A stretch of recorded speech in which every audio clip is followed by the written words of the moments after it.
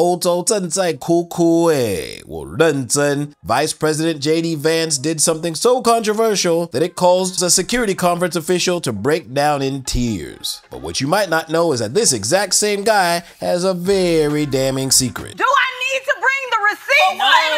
Because I got receipts. And today, not only am I going to reveal it, but I'm also going to show you that karma is a bitch.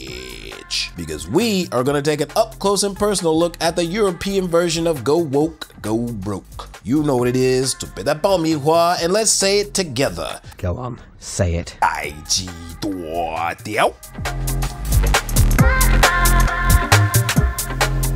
Okay, so before we dive into exactly what J.D. Vance said, let's set the scene so that his points actually make some sense. Picture this: if American woke culture were a popular beverage, it'd be the equivalent of a Shinbaka Natia, mainstream as fuck. But in the case of Europe, they're like that one weird friend who decides to chug a triple espresso with no limon soy as a chaser. But that was just to wash down the 2 nootropic pills they took, and then follow it up with chugging 3 Red Bulls. It's a bit extreme, isn't it? To put it plainly, they're operating on a whole new level of enthusiasm. Migrants arriving on the Italian island of Lampedusa, one of the front lines in Europe's struggle to control migration. Last year, more than 1.1 million people filed asylum claims in the EU, the highest number since 2016. Channel has once again become the site of tragedy, with more people dying while trying to reach UK shores. The latest incident highlights an escalating migrant crisis that's posing a challenge to both French and British authorities. As the number of crossings surge, critics highlight the lack of cooperation between countries to address the issue. What will it take to manage the influx of undocumented migrants? Is targeting criminal gangs who organise the risky journeys effective enough, or are governments overlooking deeper systemic issues? Migration was a hot topic in Europe in 2024, not because of a surge in arrivals, but because EU countries ramped up calls for stricter measures. With anti-immigration parties gaining ground and public pressure mounting for tighter borders, the political focus shifted sharply to controlling migration. Yet critics argue that the EU has failed to develop a lasting solution. Now, while the bulk of America's illegal immigrants come from Mexico, Central and South America, Europe, on the other hand, has theirs coming from primarily Middle Eastern countries. While Western Europe is home to 15 million Muslims, most of them under 30 years of age, life still is far from ideal for many. In Belgium, there are around 400,000 Muslims, or 4% of the total population. They complain of discrimination, especially against women, and high levels of unemployment. In France, there are about 6 million Muslims, that's about 9% of the total population. They live mainly in poor suburbs. Their children face a ban on headscarves in state schools since the religious symbols law was introduced in 2004. Well, Muslims in Germany number about 3 million, or slightly more than 3.5%. Until recently, they were considered guest workers, but steps are being taken to improve their integration into German society. Finally, the UK has the oldest Muslim community in Europe. There are about 2 million Muslims living there. Around half of them were born in the UK. They also say they face high levels of unemployment and low levels of education. Many European nations, once champions of open borders and multicultural societies, are now grappling with the unintended consequences of mass immigration from Muslim-majority countries. The European Union's policy of dispersing immigrants, particularly from Islamic nations, among member states has led to significant tensions. Poland, in particular, has emerged as a staunch opponent of this policy, refusing to accept refugees from the Islamic world. This refusal led to condemnation by the European Court of Justice for violating EU agreements. However, rather than bowing to pressure, Poland has doubled down on its stance, emerging as a prominent voice within the EU and the broader Western world on the issues of illegal Muslim immigration. Now, on the plus side, America is really fortunate that the majority of its immigrants coming from the southern border at least share a commonality of Christian values. We are here merely saying to you, look, there's a better way of life. You do not need to live like animals following your own desires. If you took over Britain, you'd ban alcohol. Of course, alcohol will be banned, drugs will be banned, will be banned, gambling will be banned. We hope one day to eradicate gambling law from Britain, with the generations to come from the rest of the world, to fulfill the prophecy of the Prophet that the whole of the world will one day be under the authority of the Muslims. And with Islam, just like Christianity, there are many different Jamongdin. Some of those Jamongdin are really good, and some of them are radical as fuck and cause a lot of problems.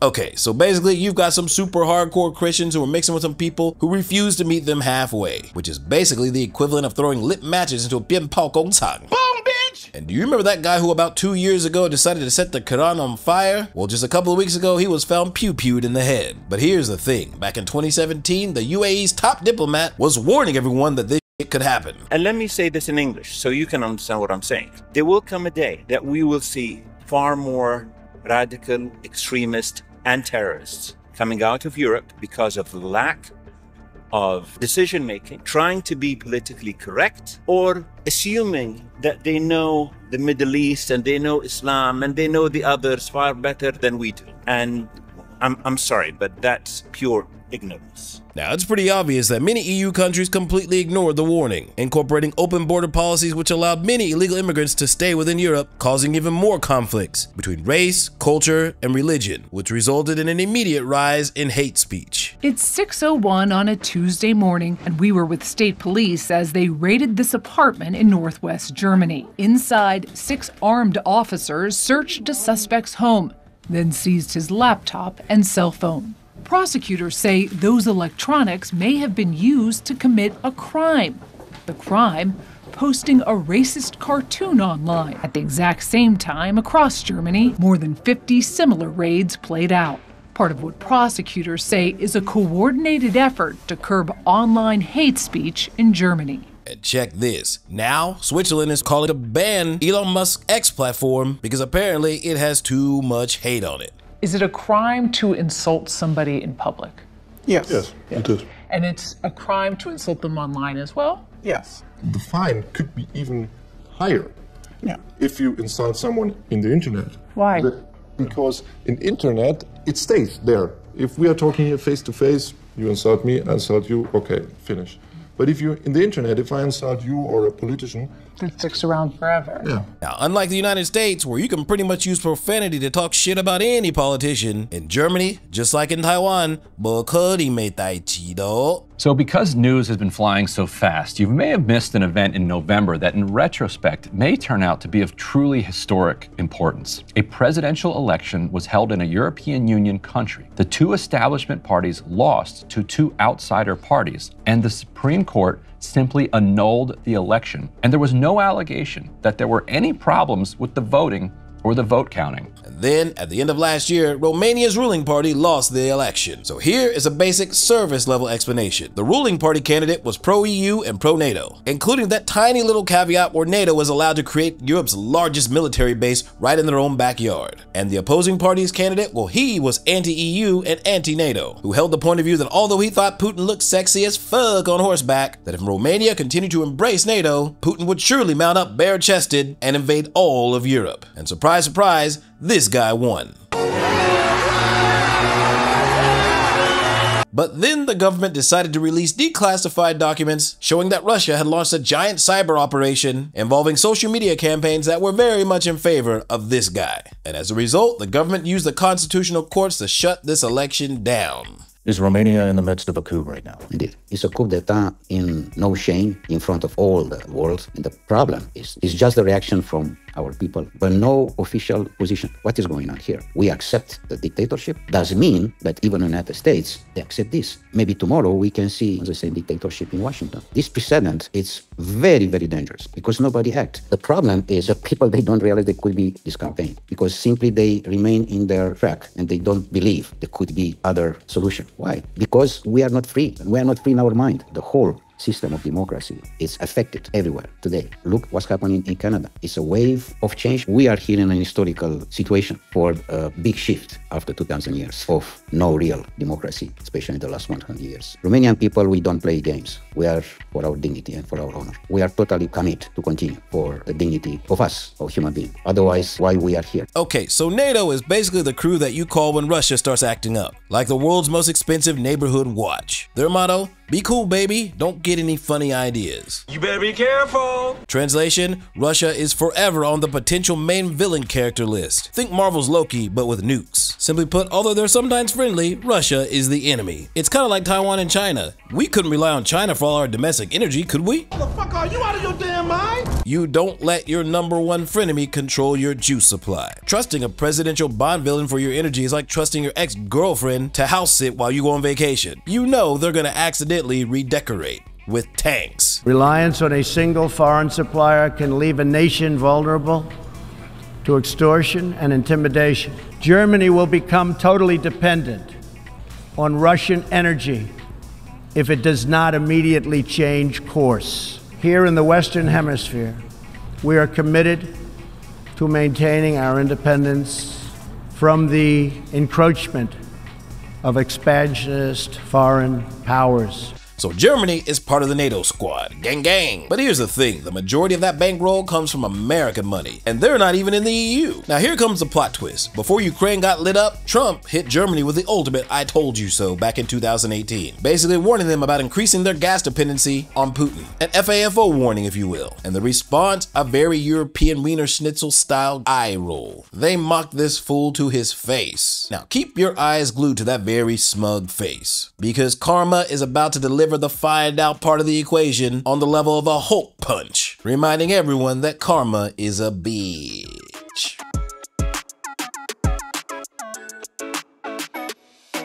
Now,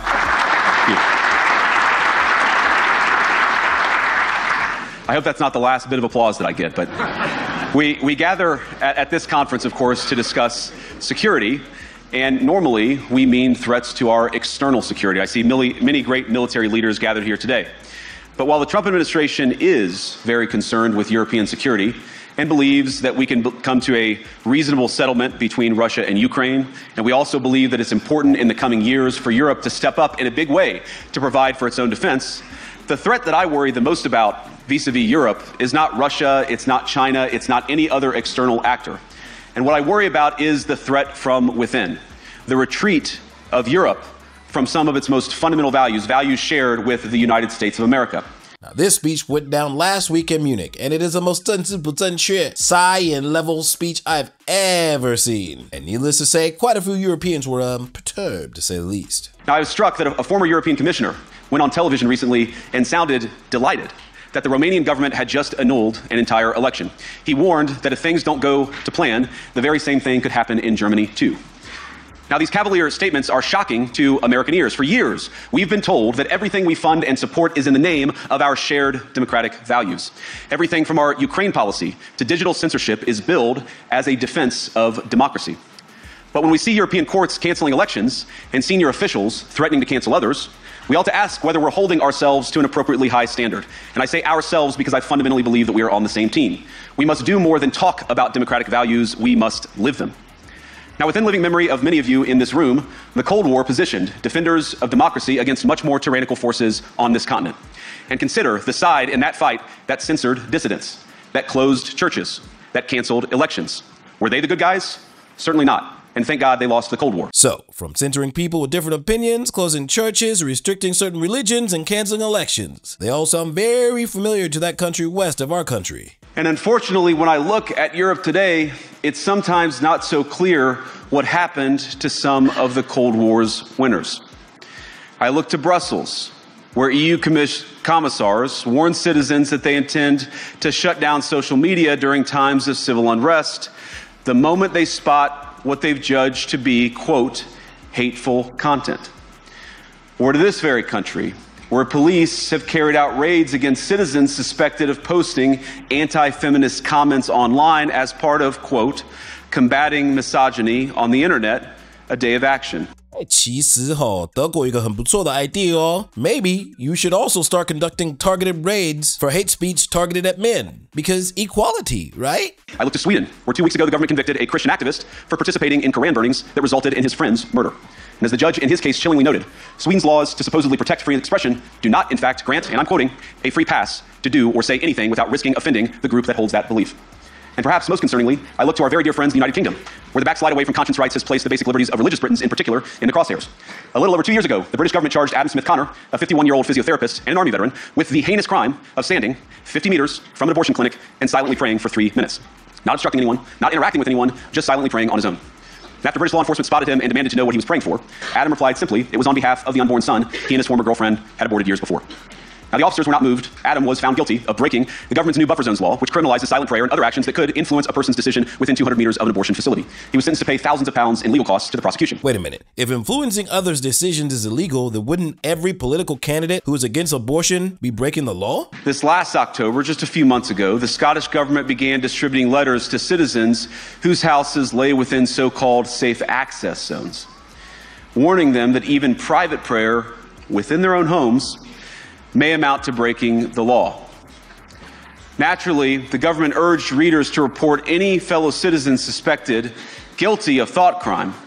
In Britain and across Europe, free speech, I fear, is in retreat. Now, back in September 2024, the Scottish government sent letters to residents living within 200 meters of abortion clinics, basically telling them that if you pray too loud, or if we can see you praying in your window, and we think that it might influence those women who are going to get an abortion, we will fine your ass. £10,000 minimum, with no upper limit. I mean, by that metric, maybe we shouldn't even allow gyms to be within 200 meters of a donut shop. Cause you know, fat shaming. I'm not fat, I'm big boned. Now we're at the point, of course, that the situation has gotten so bad that this December, Romania straight up canceled the results of a presidential election based on the flimsy suspicions of an intelligence agency and enormous pressure from its continental neighbors. Now, as I understand it, the argument was that Russian disinformation had infected the Romanian elections. But I'd ask my European friends to have some perspective. You can believe it's wrong for Russia to buy social media advertisements to influence your elections. We certainly do. You can condemn it on the world stage even. But if your democracy can be destroyed with a few $100,000 of digital advertising from a foreign country, then it wasn't very strong to begin with. Plot twist, Romania's election wasn't rigged. It's technically cleaner than a K-pop star's skincare routine. But the voters got Kremlin brainwashed harder than binge-watching Russian TikTok bots, accidentally electing a president who probably has Putin's face as his phone wallpaper. Hey, Taiwan nang. Sound familiar? But thank God Taiwan's democracy bench presses way heavier than Romania's. To Munich, where the organizers of this very conference have banned lawmakers representing populist parties on both the left and the right from participating in these conversations.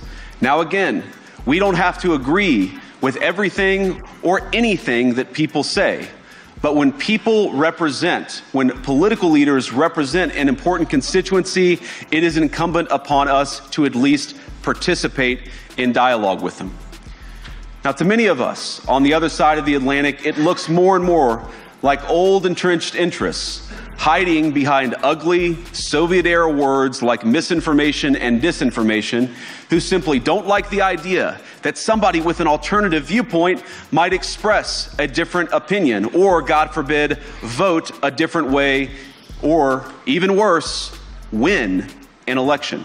So Germany's election showdown is in T-minus 4 days, and JD Vance just did the hip-hop equivalent of a diplomatic mic drop on stage. And with the political left currently polling at a basic Starbucks pumpkin spice latte level, 17%, but when they limon power up with the extreme left parties, that upgrades them to a tall, low-fat mocha latte, skinny on the mocha syrup at 43% support. And compare that to the political right-wing Riz of 57%, which is basically Taylor Swift Eras tour ticket demand energy. JD Vance's play, a sub-tweet level shade at Germany's leadership, while low-key standing the AfD's anti-immigration glow up. Dude literally pulled up on Munich like, hey, your vibes are mid as fuck. Just give it up.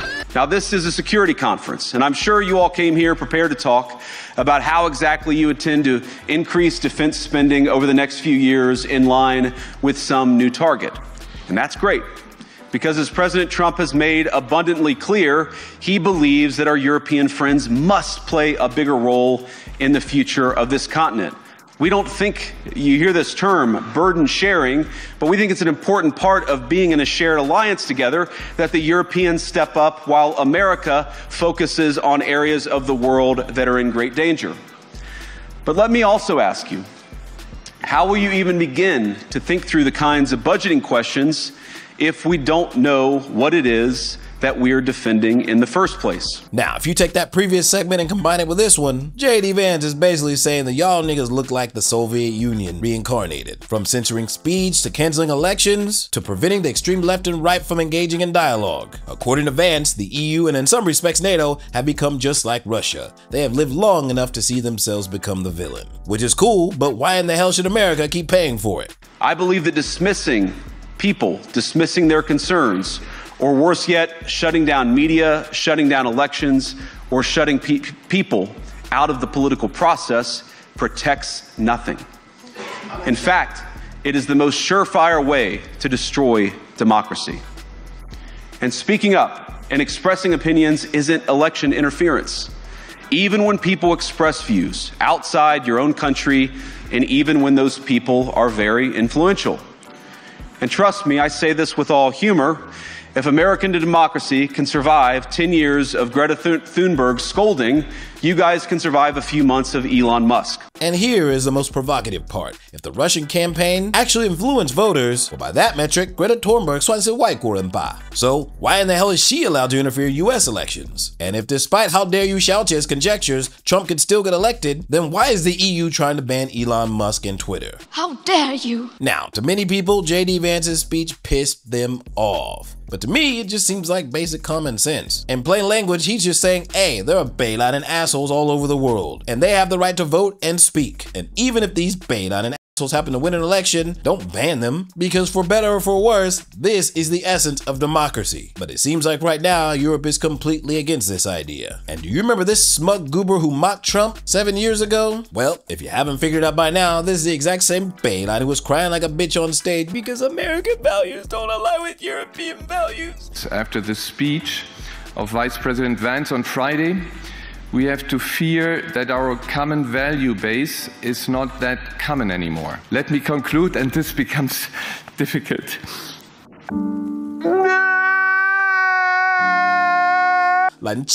Trump warned you before, and you laughed in his face. And this is the part where I point out that at the time, Germany was Russia's largest customer. And even after Russia took that German cash and funded their invasion of the Ukraine, 德国还继续跟他们下单 for 100 days. That's crazy, man. So when Vance gets on that stage and says, I told you, go woke, go broke, your response is to cry? God bless you, and fuck off. So once again, they have proved that karma is a bitch. And also go woke, go broke. Now at the same time, I think JD very cleverly gave Taiwan an indirect warning that the Republican Party is trying to see whose values align with theirs. But fortunately for us, our democratic system is pretty damn sound. And yeah, I know there are a lot of trolls in the comments claiming that Minjindang is woke as fuck, but to me, they barely even drink 半杯的美式咖啡, so why don't you just keep it that way? 尽量不要再喝多一点啦. But that's just me. Let me know what you think down below. Remember to keep it civil and nice or I will ban your ass. Before you do that, like, comment, subscribe, and I'll see you on the flip side.